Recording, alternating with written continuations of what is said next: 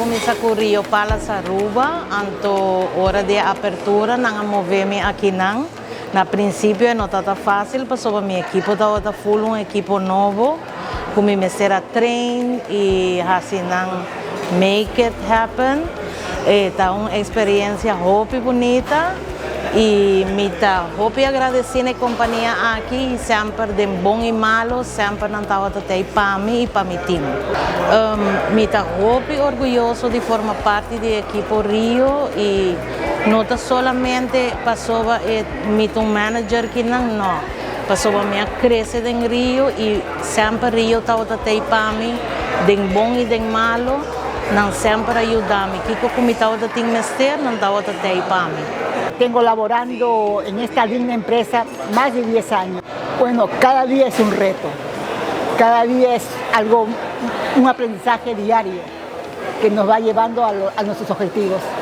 Siempre la experiencia que tenemos es una alegría que sentimos al cumplir los deseos de los guests, al cumplir sus inquietudes, al poder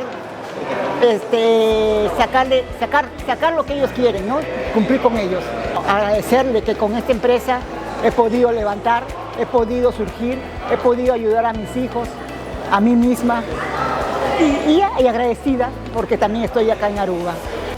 Me tinha 18 anos com o Rio, mas trabalho 8 trabalhos, eu me tinha esquina e dá trabalho que me gusta sempre. Nós sempre nós no hotel que nós trabalhamos em 90%, nós sempre 90%, nós está roupa druk, que aqui não tem roupa e trabalho. Aqui não tem hotel, watch. Vamos bisa,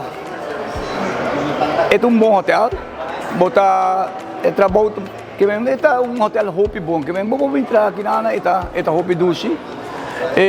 Ambiente tá bom.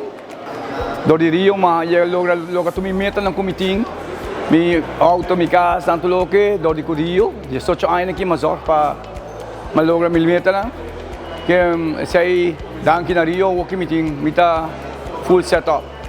10 anos aqui na Rio tá hopi experiência como a for de Rio, me tá hopi agradecido na Rio.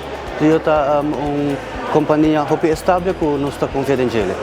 Estamos muy orgullosos de la apertura de nuestro hotel aquí en Aruba, Rio Palas Antillas, ya con 10 años de apertura y con un equipo grandioso y excelente que tenemos. Esperamos tener muchísimos años más de logros como los hemos tenido hasta ahora.